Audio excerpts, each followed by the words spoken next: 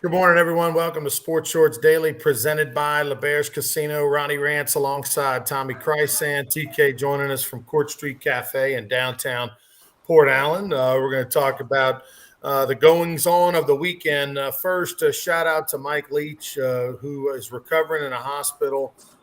We don't know a whole lot about it, Tommy. He's only 61 years old, had an issue at the house. It's been national news. They had to transport him to the hospital. They're saying he's in critical condition, assuming a heart attack, a stroke, something along those lines. And unfortunately for you and I, this hits home, right? It's very similar kind of how it all has transpired. It was similar to former Raging Cajun baseball coach Tony Robichaux. Ronnie, when I saw the report that he's in tough shape and the university released a statement about prayers, and then they said, when I read he, quote unquote, needs a miracle, eerily, I thought back to, the late, great Tony Robichaux. And that's exactly what we heard. Tony had an issue, and then I had a vigil for him on the campus over there in Lafayette. And I mean, you just knew it wasn't going to be a good ending, and it wasn't for Tony, a great man gone far too soon. And to hear this about Mike Leach, as you said, Ronnie, 61 years old, we hate to speculate, but man, it doesn't look good. Hopefully that miracle happens and something flips around. They've already named an interim coach. So even if that flips around, I mean, they got another coach for the bowl game. Who knows about his health going forward, whether or not he can be a coach or not. How about his health going forward? So we're all hanging on that for the rest of the day and the week. And hopefully a miracle happens for Mike Leach, one of the great guys on earth and one of the great guys in college football. Yeah, a lot of course, former players, former coaches taking to Twitter like crazy, as you can imagine. Did you ever meet Mike Leach? I know he and Hal Mumme were super tight, and of course, you worked with Hal Mumme at Southeastern 20 years ago when they brought football back, and he was the head coach there. And I know, was there any interaction between you and him? Yeah. Leach came to Hal's house one night in Hammond, and Coach Woody was there. He's gone now. Hal, there were probably 8, 9, 10 people at his house, like a little informal dinner party, not fancy with the chef sharpening the knives. And we drank a bunch of whiskey, and the cool thing was there was some people there that didn't know the story of how the air raid started. Offense started on a napkin, and them two guys were coaching at Iowa Wesleyan, a D3 school. And so it was some funny stuff. And he's an attorney. He's a big Jimmy Buffett fan. He's a Civil War buff. I mean, he's an all-around guy. He's really smart. And I had a lot of fun that night. And I was there for 2.5, 3 hours. I didn't spend the night or anything like that. But I did get, lucky for me, I did get to meet him and hear a lot of stories. So sad news up there in Stark Vegas, and hopefully there is a miracle, and hopefully it's just a long way back for Mike Leach. That's all we really know at this moment. They're just they're being tight-lipped on exactly what happened, but it sounds like some sort of stroke or heart attack type situation. Some other not so good news for coaches in the world of sports. Chris Beard, the head Texas basketball coach at UT, arrested last night, booked at 4:00 in the morning on a domestic violence charge. 49 years old. So this is charges a third-degree felony in Texas, which is a possible punishment of 2 to 10 years in prison. He's actually, as of just a little bit ago, maybe as of a few minutes ago, he was still in jail, hadn't posted bond yet. So this is a giant story at a big-time university. Not good news there. Caleb Williams wins the Heisman Trophy. Your reaction? Well, he almost won it by default. Like who else were you going to give it to? Was he a great football player? Did he do a lot for his team? Yeah. Is he the best football player in America, which is the Heisman Trophy is supposed to be? I don't know. Stetson Bennett came in fourth, but he's a guy that hadn't lost a lot of football games, and he's an MVP in the playoffs last year, the semifinals and the finals. MVP at SEC championship game. He might be the best player in college football. But Caleb Williams, the LA thing, he got it. Again, I think he just emerged because everybody else faded away. If Hendon Hooker doesn't get hurt, and Tennessee keeps rocking and rolling, might he been more in the picture? Yeah. the Duggan kid at TCU. What he's done is unbelievable. So it's almost like Caleb Williams won it by default, and I'm okay with it. I mean, unfortunately, his last game was not his best game, and his last game was the game that most people watched, around the country when they lost to Utah. He got hurt in the game. He didn't play a good game. They lost, so they didn't go to the playoff. But his numbers were pretty sick when you just look at the numbers. Over 4,000 yards passing, that's fourth most in the country, tied for first in the country, and with 37 touchdowns and only 4 interceptions. So a tremendous 9-to-1 touchdown to interception ratio and over 4,000 yards passing. So statistically, probably deserved it. And I talked to 2 Heisman Trophy voters last week. One of them basically said they voted before the final weekend and figured 50 to 60% of the voters usually vote before the final weekend. And he basically went off stats. He said, I'm more of a stat guy. And he was, clearly the best quarterback when it comes to stats. Well, here's what's got to happen, Ronnie. College football is going through a long list of changes. Okay, NIL, transfer portal, playoffs going to expand. The Heisman Trophy's got to change. They got to vote on this after the national champion is crowned. They got to do it sometime in mid-January, late January. Because what happens if you get a 12-team playoff and you get there's 2 guys real close for the Heisman, and one guy, doesn't do real well, and one guy just lights it up and his team wins the national title. Well, he's the best player in college football. So the Heisman Trust, as it's called, needs to regroup their whole thing, and then don't let guys vote. I know they vote by email, but don't let them vote. At a certain, make them vote at a certain time. Put a time window in there. I mean, because right now I was talking with Jason, the owner of Court Street Cafe, this morning about all the changes in college football and all this, that, and the other. Ronnie, I think in the big picture they're going to push people away with all the changes to NIL. You got 2 Alabama players transferred to Oregon this morning. I mean, it's happening all over the country. It's like a mess. It's like every day. And Ronnie, remember when you had our lady Xavier Menard, and you went to recess? Holy Xavier Menard. You had to pick the teams at recess for flag football or for kickball, and it was different every day because so and so wasn't in school that day. That's what college football is going to become. It's going to be playground recess. Who's with who? Okay, I got you. Now I'll trade him for them. I mean, it's getting a little bit too far off the rails. I don't know what happened at Holy Cross, but we didn't play kickball at recess in high school. Just a little heads up. I meant grade school. That's what I was thinking. Yeah. No, grade school. You meant Lake Castle in New Orleans East. Lake recess Castle, at Holy Cross, you practice with your varsity team. Recess at Holy Cross was cracking beers in the parking lot back then. Look, I tell you what, you're right. With the way the playoffs are going to be now, potentially you're talking about teams having to play 3 games, 4 games, at 12. If you're a 12 seed, you win, you play 1, 2. Yeah, you're going to have 4 games. If you're seeded, potentially you can play 4 games. That's a whole season. And if a guy like a Caleb Williams doesn't make it in the playoffs, and then somebody like, say, a Stetson Bennett does and gets to play 3 or 4 games and light it up and win and do it, then they probably deserve the Heisman. So it will be interesting to see if indeed they change it, push it back a month, because it's been traditionally in that same slot.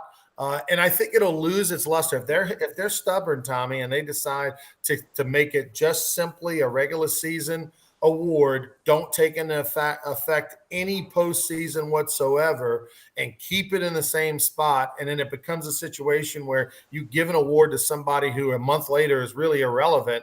It's going to dampen the luster of the Heisman Trophy. So will they change with the times or will they not? It is going to be interesting to see. The one thing I can tell you, if you want to see the Heisman Trophy this month, go up to the Louisiana Sports Hall of Fame. It's on display up in Natchitoches on the 2nd floor. There's a new Heisman Trophy case that has past 4 Heisman Trophy winners: Crow, Cannon, Smith and Burrow, all from Louisiana ties. We've got some items from each of them, and the Heisman Trophy's up there as well to the beginning of the January, and then it'll be back all summer. So go check it out and take pictures with it. See the real cool Heisman Trophy display at the Louisiana Sports Hall of Fame, which is open Tuesday through Saturday from 10 until 4:30 p.m.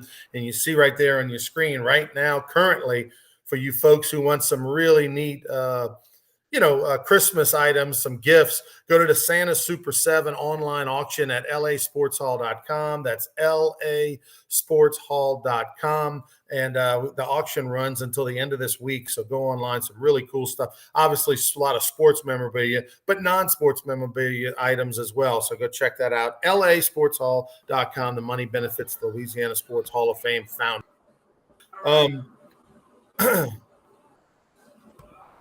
Okay, let's All right, there we go. TK, let's talk a little bit about what transpired this weekend. Speaking of the state of Louisiana in sports, giant weekend down in the Superdome for the LHSAA State Football Championships. I was down there for most of it, did some of the games for an NFHS Network.com. I saw, Tommy, and this is not an exaggeration, I saw the greatest high school football game I've ever seen in the Louisiana Superdome for a state championship, and that was Lafayette Christian Academy versus St. Thomas More of Lafayette, 52-48. St. Thomas More beat LCA. That was on Friday at noon, the Division II Select State Championship. College players on the field for both teams. Jawan Johnson, the quarterback for LCA, holds an LSU offer, not as a quarterback, as an athlete. He was the best player on the field, nearly 550 yards of offense, passing and throwing, over 300 passing, over 200 rushing. It was an unbelievable game, Tommy. And how about this? St. Thomas More was down 10 with 1:40 to play, won the game. That's crazy. Yeah, that's really bizarre. I was following a lot of the games like CrescentCitySports.com. I like going there, and I was keeping track of everything. And I talked to some people that were there, in and out kind of thing. Didn't sit there the whole weekend, and it was good. It was great to see them all back in the Superdome. I think that's great. I think that's important to the kids. Hopefully, they can keep that going. They pretty much stayed on schedule. Which is good. There have been times in the past when they would get real late, way out of schedule, especially going for that late game in the evening. But, hey, 8 state champions were crowned, and 3 from the River Parishes. They've been peacocking ever since down there in the River Parish area with their 3 titles, with Lutcher, St. Charles, and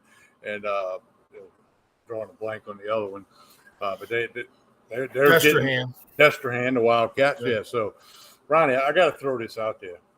Did you see the video of the Georgia high school football state championship game when team's down 4 points? They got the ball on the 2-yard line, okay? And they hand it off right tackle. The guy gets stopped. He didn't even get to the 1-yard line, much less the goal, and they called it a touchdown. And there's no replay in place in Georgia high school state playoff. Ronnie, I'm here to tell you it is the worst call. You find the worst call you ever found in sports, this one's worse. So hang on a sec. So there was a team down 4 with a couple of seconds left. Right. They're on the 4-yard line going in. 3-yard line. 3-yard line going in. If they get a touchdown, they're going to win. Okay. Field goal. And there's 2 seconds left? Yeah. They hand it off right tackle. The guy gets stood up at the 1.5-yard line and pushed back, and the referee threw his arms up. You'll search for it. It's all over the internet. You just search for it. It is the worst thing in the history of sports. And the other officials, and it was a state championship game. I've heard of the other officials didn't overturn it. They didn't get together and talk about it or nothing. Nope. Cost the team a state championship. Wow. Look for that video later today. Yeah, I will. The LHSAA does have replay, and they used it quite a bit. I don't think there was any real plays this weekend that I can remember where it was a giant factor, but they did have replay, so they're able to check anything questionable. And it's worth it, man. That it's even if you don't have. Look, high school football state championship games on TV aren't going to have as many cameras as a Monday Night Football game or an NFL game or anything like that. But if you just have the opportunity to take another look, especially on a giant play like that it's so obvious, it changes futures, it changes history. And so it's kind of silly that they didn't spend not much money, by the way, to make it happen. And Ronnie, you had to put replay in the NFL. It's been input long before the money got crazy. One reason it got into college is because all the money that's involved. Okay. Well, money's involved in high school sports. There are 18 states that can do NIL for high school athletes, including Louisiana. So, I mean, what if you're going to get a lawsuit? Somebody from Georgia said, I could have got a better NIL deal if I'd have got this touchdown. I mean, it's crazy, Ronnie. That's pretty disappointing that happened. By the way, Jamie Fortenberry said watched every minute of every game. A lot of them were good. Shout out to Neil Weiner and Dunham, a buddy. I was pulling for Dunham. They were up 11 on St. Charles Catholic going into the fourth quarter, and St. Charles Catholic came back and won that game. They're back-to-back state championships for St. Charles Catholic. They have been on quite the roll since Hurricane Ida came through there a year and a half ago and did all kind of damage.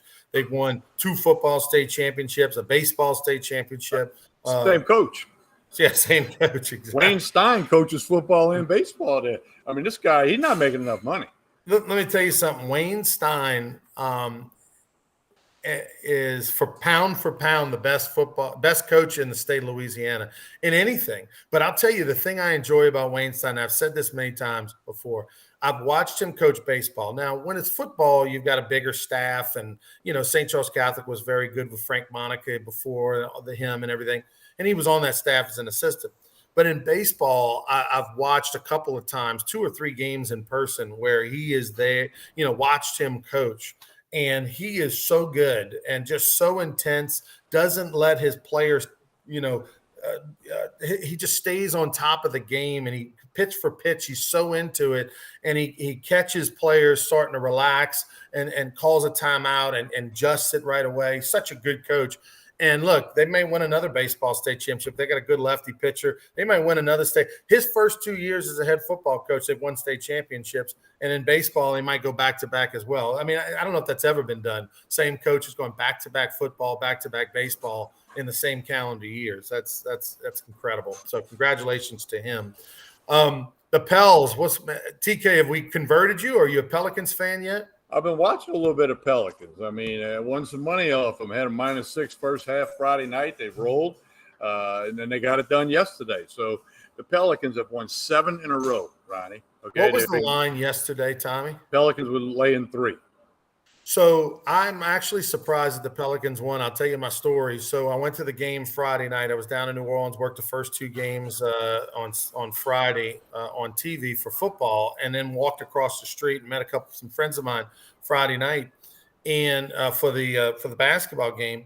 And the Pelicans, won a hard-fought game. Of course, there was that pushing and shoving at midcourt after the game when the Suns took exception to Zion Williamson's 360 windmill dunk when they were up 7 or 8, and they thought it was unnecessary.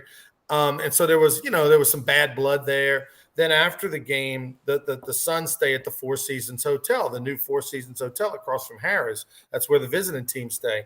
And I had gone over there to meet a buddy of mine for a drink, and I didn't realize the Suns were staying there. And sure enough, I turn around, I'm in the lobby, and there they come walking in one at a time. And I was surprised at how somber they were because, they play 82 games. These guys make millions of dollars. It's just a regular season game in December. It doesn't even, we're not even in the basketball season really yet. And they looked like they were bothered by the loss. They looked like they'd lost game 1 of a playoff series or something. They weren't talking. They had kind of frowns on their face, spaced out. They weren't laughing and giggling and had an entourage of people. And I thought to myself, they're going to be here all weekend. They're going to be pissed off the way that game ended with the talking with the other team. And so I really thought the Suns would come out and maybe win this game or cover. Then they did come out on fire in the first quarter and had the lead, but credit this young Pelicans team that I think with a healthy Zion back this year, he's motivated because he missed all of last season to prove something, and he sure has done that. Yeah, and they're missing a couple of guys. Ingram's not playing. Herb Jones didn't play, and that's key players. I mean, that's guys really that good put players. numbers up. They contribute valuable minutes. So I think the Pelicans are for real. When they beat them Friday night, I'm like, okay, they might be for real. When they beat Phoenix Sunday, Phoenix is a very good team coming in, and they beat them again. Wow, and then they had a great chance to win on the road at Utah tomorrow night. Utah is 15-14 overall, so anything can happen there.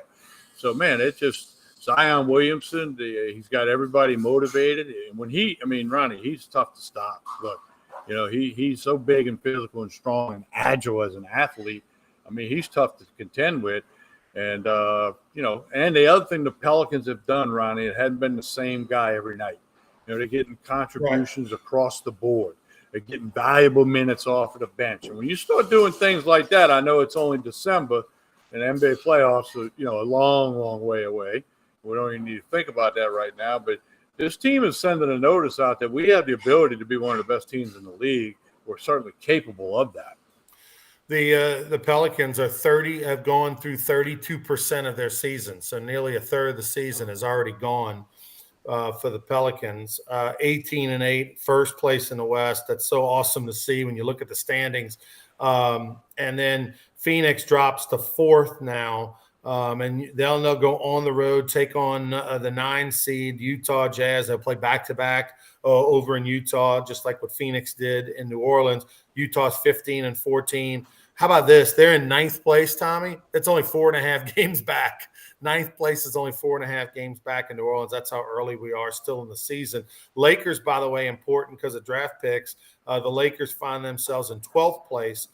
They are set, but they're only 7 games back in New Orleans. They're currently 11-15 overall. So, going to be a mad dash sprint for the rest of the year. Is New Orleans, Memphis, Denver, Phoenix, even Sacramento, all within 3.5 games of each other. So, a lot of fun. Boston, by the way, in first place in the East. Milwaukee, who comes to New Orleans in a couple of weeks.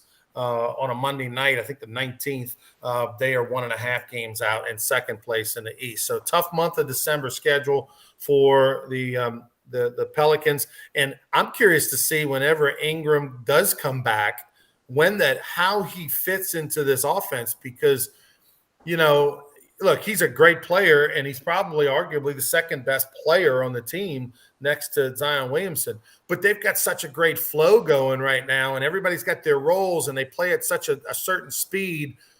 They're going to have to probably slow it down when Ingram's on the floor a little bit because he's more of a half-court kind of guy. So, I don't know. We'll see. It's going to be it's up to Willie Green to get that figured out, get the groupings figured out and get with the best 5 on the court. And if you got to give up something for a couple of minutes to regroup some people, do it. All right. So, TK, anything else before we get out of here today? No, just, rolling on. Don't forget the Super 7 with the Sports Hall of Fame.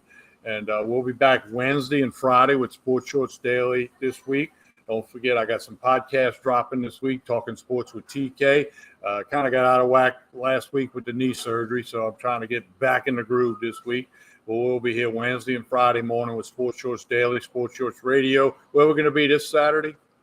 This Saturday will be at the Bruley Walk-Ons. And, oh, by the way, on Wednesday during Sports Shorts Daily, we have a big announcement involving the Rougarou, the Louisiana Sports Hall of Fame, and entertainment here in Baton Rouge. That will be Wednesday. And speaking of the Rougarou, with Christmas right around the corner, great Christmas present is some Marucci Rougarou gear. You can get all that at brrougarou.com. That's brrougarou.com. As well as through the end of this month, we're running a special family 4-pack of season tickets, only $100. That price will go up in January. So get your tickets now for next June and July. It's the Baton Rouge Rougarou family 4-pack of season tickets. That means, Tommy, 4 people can go to any Rougarou game for only $1. I mean, that's pretty unbelievable. Well, so, I'm looking, obviously I'm involved with the Rougarou, with your operation. I'm looking forward to it. And I wear my Rougarou gear and not every time I wear it, somebody says something about it. Are they going to be back? That's a fair question in minor league sports and in those kind of sports in Baton Rouge. I said, absolutely going to be bigger and better than ever.